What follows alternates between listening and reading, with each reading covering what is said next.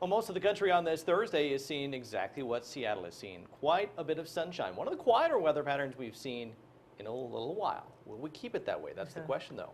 That's right, and we have all those answers to your questions coming up here on Weather Nation TV. So I'm Kristen along with Rob, and spring is in the air. It is. Definitely feeling it. That's right. Mid-Atlantic thunderstorms. Yes, we've had some storms bubble up with the heating of the day.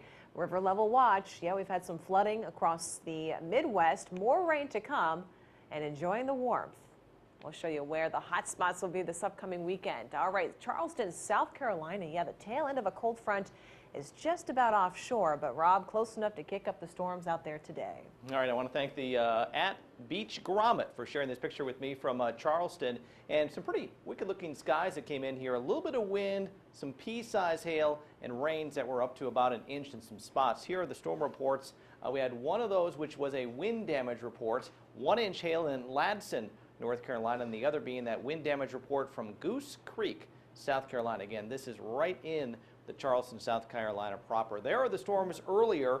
Most of them are now weaker. They moved offshore. This was the last little bit of energy from that cold front that moved through the middle of the nation, sparking off some rain, some snow showers over the past couple of days. It's moved offshore finally. Behind it, not too bad. In fact, the weather, if anything, gets better. 58 degrees in Elkins, West Virginia, 67 in Washington, D.C. Sunshine, your golf game will look glorious. 71 in Wilmington, Myrtle Beach at 70 degrees. And by the way, this weekend, Saturday morning, you have nothing to do. You're up at 8 o'clock in the morning. Head on out to Myrtle Beach. They'll have their Dragon Boat Festival kicking off on Saturday afternoon. Should be a fun event. Meanwhile, over the nation's midsection, lots of sunshine now, but do watch this upper level low. A little swirl coming out of Arizona and New Mexico. Not much now, but don't write it off because it finds moisture and it's going to strengthen, producing several inches of rain. And the question is, will it start to aggravate some of the flooding going on in the mighty Mississippi? Kristen. Yeah, we are prepared for more rain as we look at the extensive flooding that has been ongoing along the Mississippi. This is all thanks to rain the past 14 days that has exceeded about 5 inches. So yeah, they're sandbagging. They're trying to keep the water at bay, but there are flood warnings still issued from Grand Rapids, Lower Michigan, all the way through Chicago, St. Louis, down to Memphis, right along the Mississippi River, and this area is likely to see more rain heading into the weekend. Not what we want or need. Also the Red River Valley. This is not necessarily from rain, but snowmelt. Favorite spot to see flooding this time of the year with the spring season ahead. All right, so as we look at the flash flood guidance, this is an area, this is Indiana, Ohio, Kentucky.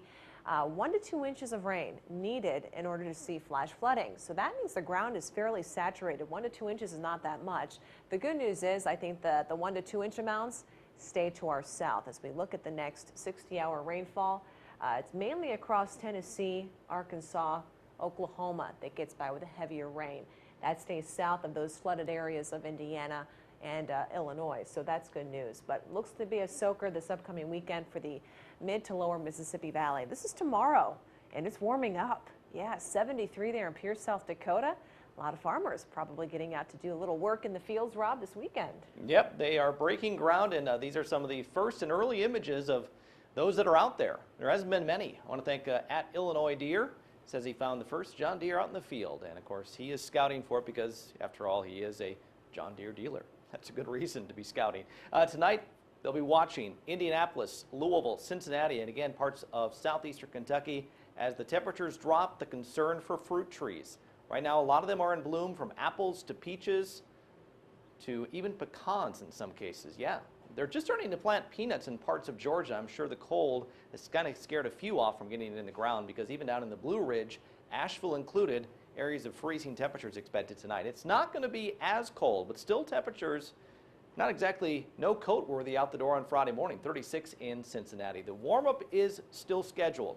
No delay in it. There's a little bit of a modification how it all evolves, but certainly by this weekend, we're going to notice the warming trend underway. There's our little impulse coming out of the southwest. That's the rainmaker Kristen pointed out that'll produce 1 to 2 inches from Arkansas into parts of Tennessee. Watch the jet push north by Saturday. Still a little bit of troughiness here in the Ohio Valley that could make for a wet weekend for Derby Festival going on in Louisville, but generally much warmer temperatures in the Front Range and across the northern plains, upper Midwest. Some of them the warmest of the spring. 60 in Detroit, 70 in Little Rock, pockets of showers late in the day. Denver, glorious 64 degrees. Local weather is next.